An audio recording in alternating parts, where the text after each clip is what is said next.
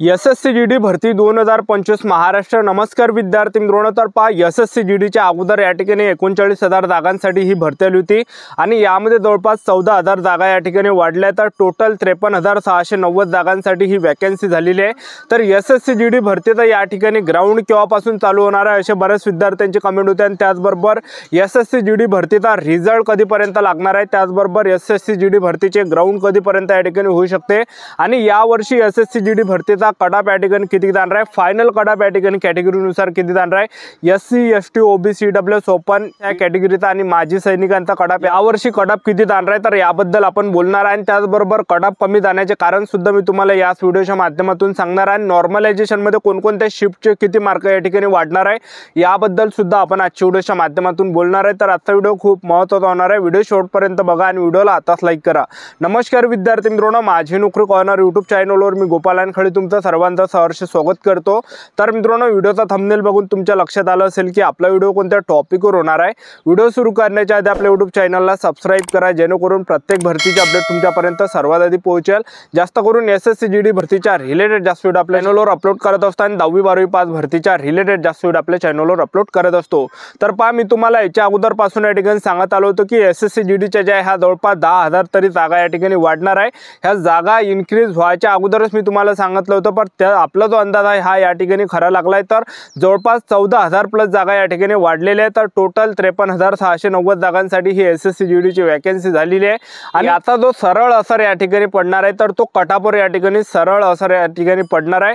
तर कमी कटाप या ठिकाणी जाणार आहे, एक लक्षात ठेवा, ठीक आहे। आता बऱ्याच विद्यार्थ्यांचे कमेंट होते की सर एसएससी जीडी भरतीचा रिझल्ट कधीपर्यंत लागणार आहे, तर मी तुम्हाला आताच सांगून देतो एसएससी जीडी भरतीचा जो रिझल्ट आहे तर हा मे महिन्याच्या एंडिंगला या ठिकाणी रिझल्ट तुम्हाला या ठिकाणी पाहायला भेटणार आहे। तर ज्या पण विद्यार्थ्यांना चांगले जर मार्क्स असेल, तुम्हाला 80 झालं, 90, 100, 110च्या रेंजमध्ये जरी तुम्हाला मार्क्स असेल तरी सुद्धा फिजिकलची तयारी तुम्ही या ठिकाणी चालू द्या, कारण की आता एसएससी जीडी भरतीचा जो फिजिकलचा जो कटअप आहे रिझल्ट आहे तर हा लवकरच या ठिकाणी येणार आहे, जवळपास मे महिन्याच्या एंडिंग पर्यंत तुम्हाला या ठिकाणी पाहायला भेटणार आहे, ठीक आहे।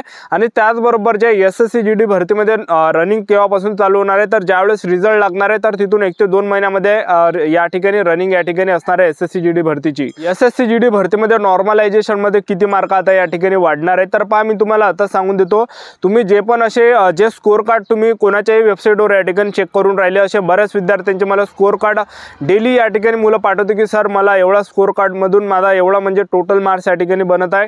तर तुम्ही जिथून सुद्धा ते स्कोर कार्ड या ठिकाणी कोणत्याही वेबसाईटवरून तुम्ही ते पाहत असाल तर ते जे विद्यार्थी मित्रांनो रिअल नसते, त्यामध्ये जे नॉर्मलायझेशन मध्ये मार्क्स वाढलेले राहते तर ते रिअल नसते, एक लक्षात ठेवा, ठीक आहे। तर अशा बऱ्याच काही वेबसाईट आहेत, तर बऱ्याच विद्यार्थ्यांनी त्या ठिकाणी स्कोर कार्ड काढलेले आहे आणि त्यावर जे नॉर्मलायझेशनचे सुद्धा मार्क वाढलेले दिसते, म्हणजे 10 झालं, 15 झालं, 17 झालं त्यांच्या हिशोबामध्ये, ठीक आहे। तर हे जे विद्यार्थी मित्रांनो एक लक्षात ठेवा, हे जे तुम्ही स्कोर कार्ड या ठिकाणी दुसऱ्याच्या वेबसाईटवर जाऊन तुम्ही या ठिकाणी बघून राहिले तर हे यामध्ये जे सत्य नाही आहे, एक लक्षात ठेवा, ठीक आहे।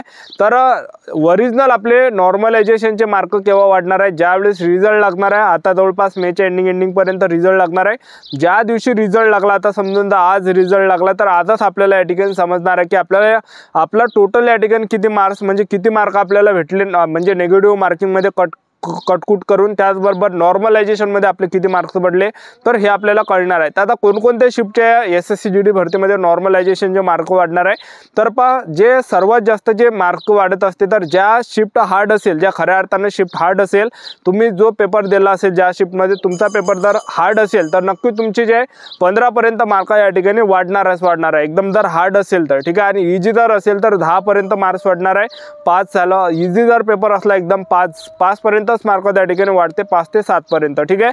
आणि हार्ड असेल तर जास्त मार्क या ठिकाणी वाढते आणि भरपूर मुलांचा पेपर हार्ड होता, एक लक्षात ठेवा। सरासरी ज्या शिफ्ट होत्या तर त्या हार्डच होत्या, पहिली सुद्धा हार्ड होती, दुसरी, तिसरी, चौथी सुद्धा हार्ड होती, ठीक आहे। कारण की ह्या वर्षी पेपरचा जो लेवल हा थोडासा त्यांनी वाढवला, एक लक्षात ठेवा, मागच्या वर्षीपेक्षा या वर्षी पेपरचा लेवल त्यांनी वाढवलेला आहे। नॉर्मलायझेशन मध्ये एसएससी जीडी भरतीमध्ये किती मार्क्स वाढणार आहे, तर थर्ड शिफ्ट आहे, तर थर्ड शिफ्ट मध्ये सुद्धा नॉर्मलायझेशनचे जास्त मार्क या ठिकाणी वाढणार आहे, जवळपास जवळपास 13 ते 15 पर्यंत मार्क तुम्हाला पाहायला भेटणार आहे। आणि जे चौथी शिफ्ट आहे, चौथी शिफ्टचे सुद्धा 10 ते 13 पर्यंत मार्क या ठिकाणी वाढणार आहे। 10 तर वाढणार आहे चौथ्या शिफ्टचे।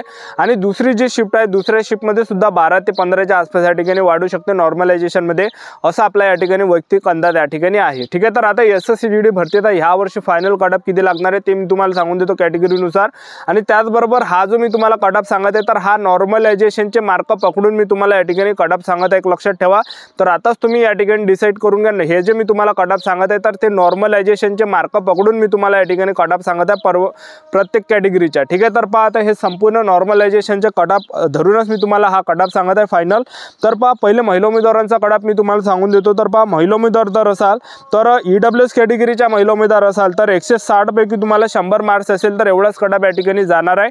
आणि त्याचबरोबर तुम्ही जर OBC कॅटेगरीच्या महिला उमेदवार असाल तर 160 पैकी तुम्हाला 100 मार्क जर असेल तर एवढाच या ठिकाणी फायनल कट ऑफ या ठिकाणी जाणार आहे। बरोबर तुम्ही SC कॅटेगरीचे असाल तर SC कॅटेगरीचा जो कट ऑफ आहे हा महिला उमेदवारांचा 160 पैकी 102 मार्कावर या ठिकाणी कट ऑफ जाणार आहे। त्याचबरोबर ST कॅटेगरीच्या महिला उमेदवार असाल तर जवळपास 160 पैकी तुम्हाला 90 पर्यंत या ठिकाणी कट ऑफ पाहायला भेटणार आहे ST कॅटेगरीच्या महिला उमेदवारांचा। आणि ओपन कॅटेगरीच्या महिला उमेदवार असाल तर 160 पैकी तुम्हाला 104 ते 105 असेल तर एवढा कट ऑफ या ठिकाणी तुम्हाला पाहायला भेटणार आहे। तर हे नॉर्मलायझेशनचे मार्क पकडून मी तुम्हाला कट ऑफ सांगितला आहे।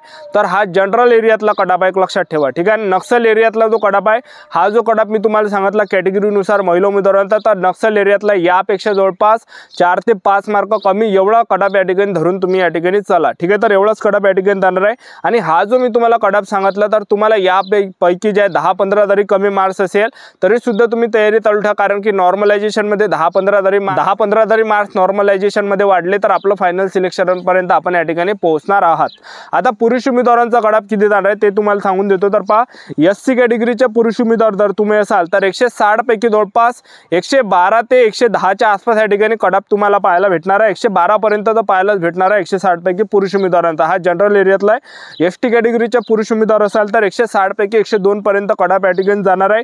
EWS कॅटेगरीचे तुम्ही उमेदवार असाल तर 160 पैकी पुरुष उमेदवारांचा EWS कॅटेगरीचा जो कट ऑफ जाणार आहे 114 पर्यंत कट ऑफ या ठिकाणी जाणार आहे। आणि OBC कॅटेगरीच्या पुरुष उमेदवार असाल तर 160 पैकी 114 पर्यंत कट ऑफ या ठिकाणी तुम्हाला पाहायला भेटणार आहे।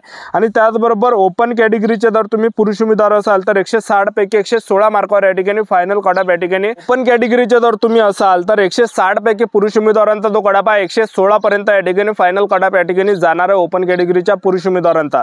तर हा जो कट ऑफ मी तुम्हाला सांगितलाय तर हा जनरल एरियातला कट ऑफ सांगितलाय। आणि नक्सल एरियातले जर तुम्ही असाल तर हा जो मी जनरल एरियातला कट ऑफ सांगितला तर यापेक्षा जवळपास 5 मार्कांना कमी या ठिकाणी नक्सल एरियाचा कट ऑफ या ठिकाणी जाणार आहे।